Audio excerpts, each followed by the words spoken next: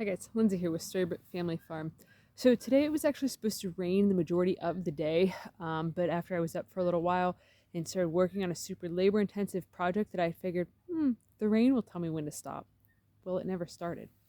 Never rained. So I just kept on trucking and kept on working. But I feel really good about myself because I got so much done. So if you're new here, the property that we own, we've only owned it for about 10 months now, and it had been abandoned for close to a decade, I do believe, from what neighbors have told us and stuff. It's been a long time since somebody had lived here and someone had like maintained the yard and taken care of things. So there was, as you could imagine, about 4 or 5 feet tall of grass when we got here and stuff. Granted, it was in the springtime, so most of it was dead and lying down, but it still was a big pain in the butt to try to remove. But there was some areas that we could not remove due to the fact of there was trash everywhere and junk everywhere on this property, but also because as things started warming up, the snakes were like abundant here, and it was insanity. And also there was tons and tons of ticks. So I've been waiting for the weather to basically cooperate enough that I could then come through in this area. I already did over in here and removed a bunch of the really tall grass to make it so you could actually see the road from our property, or see our property from the road, whichever way you want to look at it. But so there was one area over here, right over here, that I needed to do the same thing. So I had started this probably at like 10 o'clock this morning. It's now currently like 3 p.m. So I've been out here working pretty much the entire day to do this. So as you can see here, there is a fence line. This is one of the fence lines that I talked about in a previous video, that we have grapes planted along over in here. And then over here, there actually was elderberries planted. However, you couldn't find the elderberries. The elderberries were already here before we moved here, but I had spotted them before the grass got really insanely taken over. But there was all of this shrubbery type stuff that was also growing in there. So I cut all of that out, and then I cut all of that grass down, and it ended up making two big wagon loads. We have one of them like garden wagons, and it ended up being two of them completely like overflowing full with grass that I was able to pull out of this area to then add to the duck and geese area, because it is nothing but straight up mud there. So this took an exceptional amount of time to make it so you could see through, because you couldn't even see them houses over there. That's how tall and thick all of the grass and the brush was over here. You couldn't see any of that stuff. So it's kind of like a weird situation where it was kind of nice to not be able to see houses, but also at the same point, it was a really big eyesore that over in here just looked completely overgrown.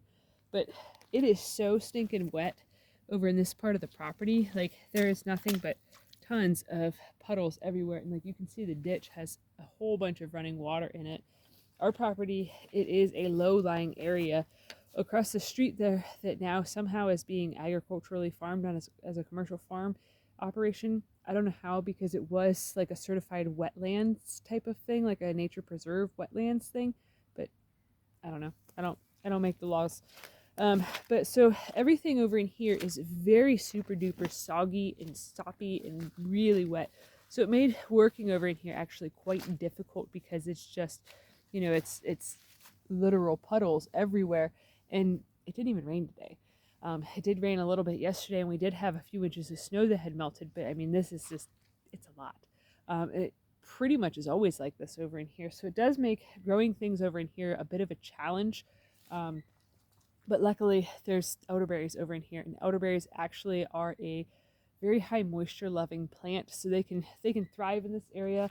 And I did take cuttings and started propagating some of the cuttings from these elderberries, so I have more elderberries to actually shove in this area over in here. So eventually this will all be just as thick as it was before I took care of it, but it'll just be with just elderberries instead of elderberries and this other bush thing that kind of looked like an elderberry, but it was not an elderberry. I cannot for the life of me remember what the name of the plant is. I did use a plant identifier app on it whenever we first got the place, but I don't remember. It does create berries, but they are poisonous berries. I do remember that, at least. So I had already planned on getting rid of them, because not even the chickens could eat them. So, and like the wild birds really weren't eating the berries either. So it's kind of like, well, what's the point of having this? But so I did pull all that out. That is probably something that I will either use for having fires outside, just as like fire starters, or I might compost it. I'm not sure what I'm going to do with it yet. But I did also trim this maple tree. So this maple tree here is actually slated to be one that we are going to get rid of because of the previous owners at some point, you know, forever ago, because this is a decent sized tree, they had stuck a T-post in the ground right beside the maple tree. I don't know how well you guys can pick that up on camera, but the maple tree has actually grown around this T-post, and it's never going to actually like thrive or anything.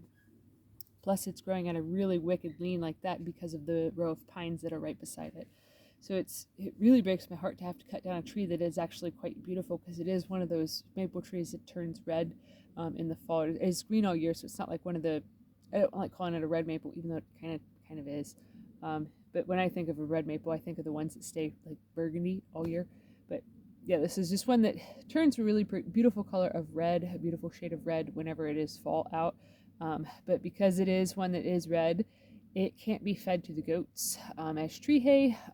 We can't feed it to the rabbits. We can burn it for firewood, but that's about it. And if it were in healthy shape and good enough shape and didn't have this metal post in it, I would be able to tap it for maple syrup in probably about 10 more years. But it's not in a good spot, and it's probably going to die anyways, and it's got to go. But I did do a tremendous amount of trimming, as you can see in different spots. I did cut off quite a bit of branches because it was so low in this area that you actually had to like crawl through it. Like you couldn't even like push a push mower through it. That's how low the branches like hung down and draped down due to all of the pines that are, you know, kind of growing into it.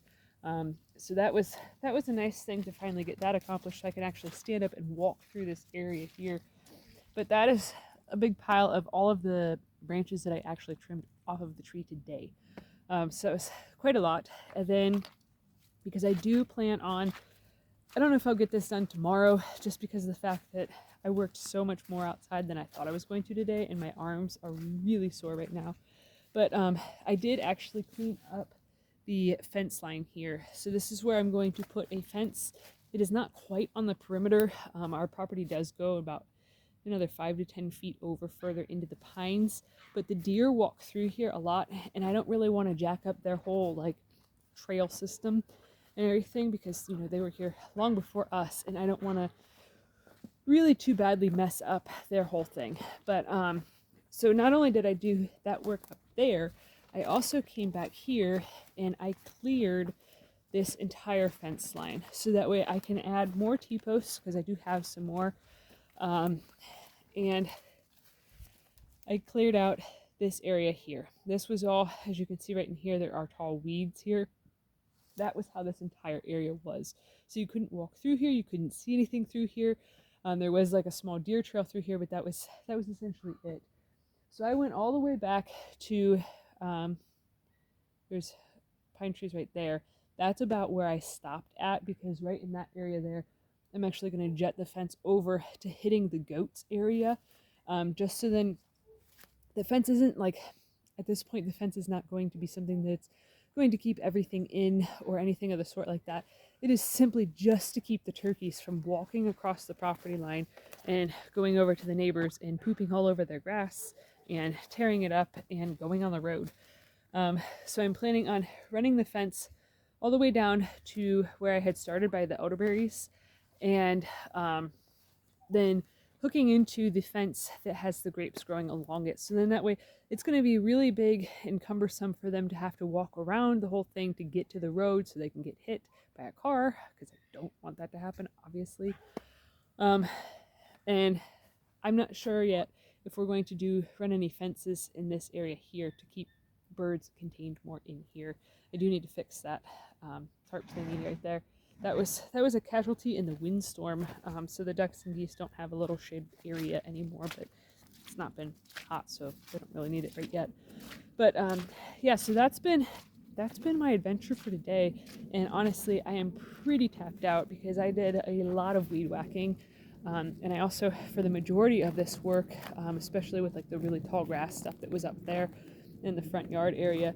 That was all done with like one of them old-fashioned like sickle bar type things that you just swing it like a golf club and remove the weeds that way. Because I had tried with my battery-powered weed whacker, and it was struggling so hard to get through that, which, you know, when I did all of the grape arbor and stuff like that over there, it also struggled like crazy through that. And it is pretty old. It's like 9 years old, so I mean, it's lasted a long time for only being an $80 weed whacker. But yeah, so I opted for using the sickle thing, and it really takes a lot out of you doing all that. But yeah, it is definitely way nicer looking now, and I am very happy with it. So if you guys are enjoying this content, please give this video a thumbs up, share it with your friends on social media. If you haven't already, please subscribe to help us grow. We'd greatly appreciate it. All right, thanks for watching. Have a good one, guys.